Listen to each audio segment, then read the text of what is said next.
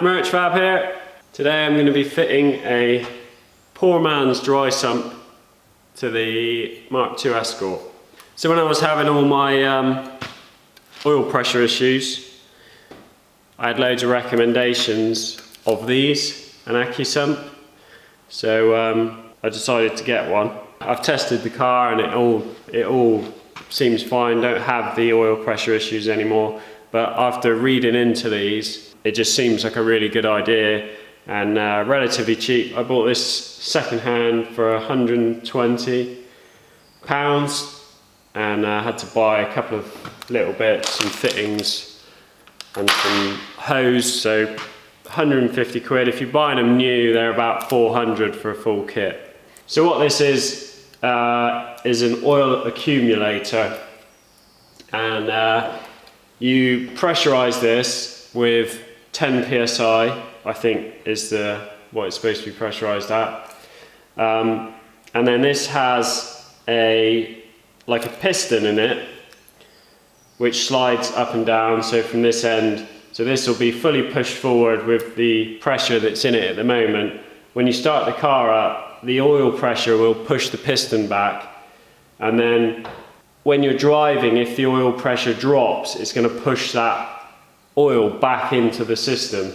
You can also use them so when the car's running, if you shut the valve off before you turn the car off, then you're going to have this at operating pressure, so that if your car is sat for a long time, like track cars and stuff generally sit, not being used, before you start it, you then open the valve, and then you've got your operating oil pressure pushing on everything and feeding all your bearings with full oil pressure as you crank it, instead of cranking it over until your oil pumps rotating fast enough to actually feed pressure. So it's not only going to save you if your oil pressure drops, but it's going to help prolong the life of the engine just every time you start it. So I had never really heard of these before, and after everyone recommended it, did a bit of research on them, and I thought, yeah, that does sound like a really good idea.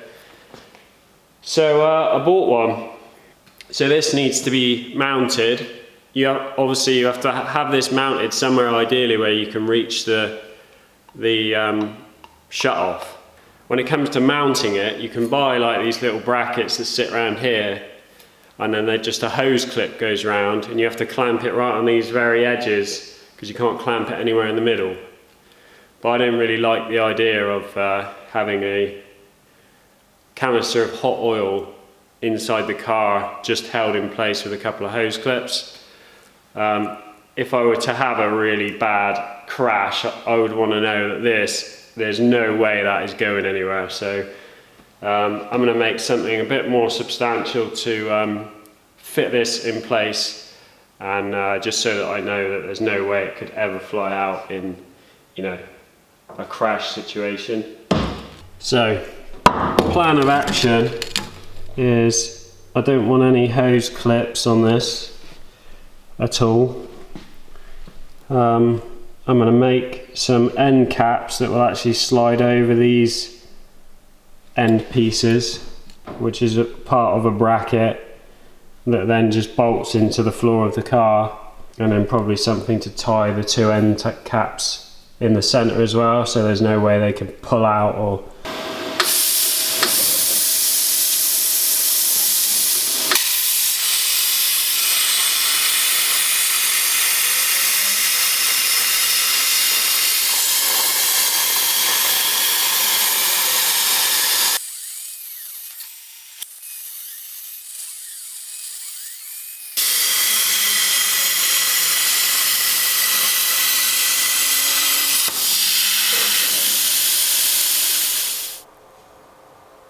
look how good that cut is.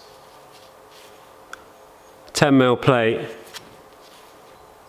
I'm going to machine that now, just to make it into a little end cap. So it's not going to be a big heavy piece of 10mm, because most of it's going to be machined out so that it'll sit over the end of there, and it will just be like a little cap that sits on. That's the idea.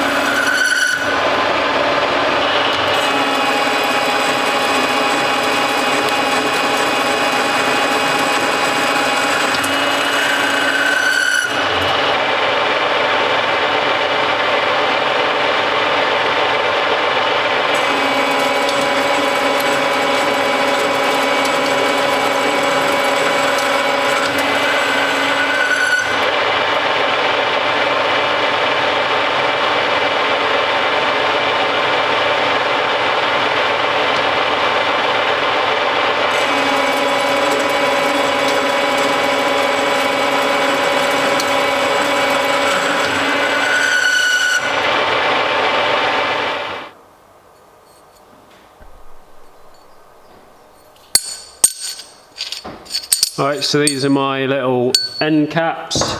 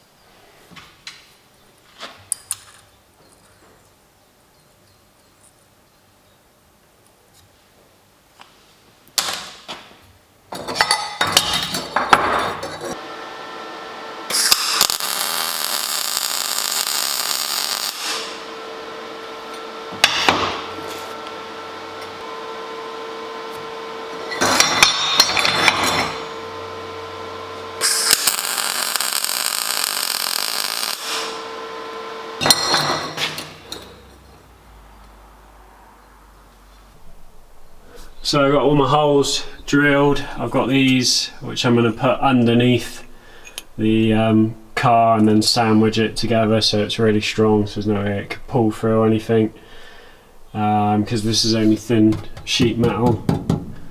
This support will provide some, you know, strength from underneath should the prop ever, you know, should anything ever went wrong with the prop, if it came off, you know, that's going to provide some protection to it. So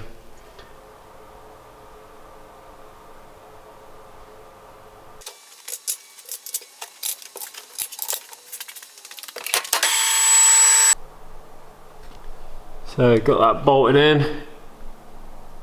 8 bolts, probably a bit overkill, but better to be overkill than underkill. Right, this is mounted, solid as a rock, ain't going nowhere. I've got my hose which goes off up through the front, which I'll show you in a minute.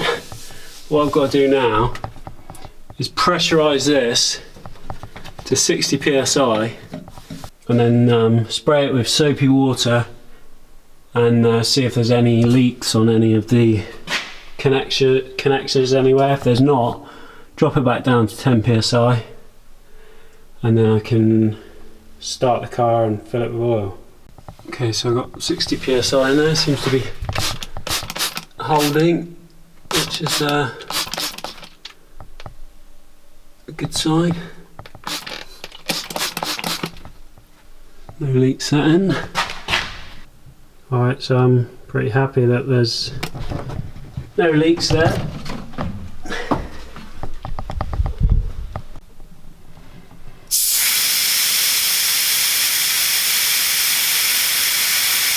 So it says to use an accurate tyre valve gauge to make sure your gauge is reading the right pressure. I've got this air shock pump which is accurate, so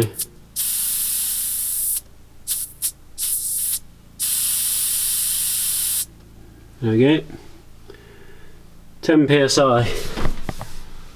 So the gauge is, yeah, accurate-ish. So my lines come out here, down the tunnel, down through the floor, comes out through there, is up over the cross member, up through there, and then I've got my T-piece on there. So the other side of that T-piece is the feed back down from the filter back into the engine. That one there is the feed out of the engine and goes up to the filter in the oil cooler. So this is the feed back in, and the Accusump is coming back into the engine on this side. So I can now start it up, and then I have to reset the oil level once the Accusump's filled. Okay.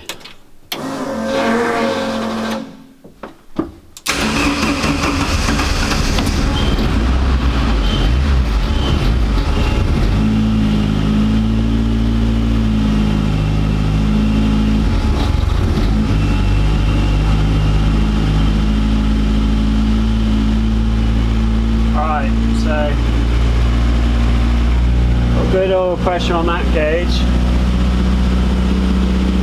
I can't actually see can just see the gauge. I'm going to open this valve, and now that gauge at the back should read the same.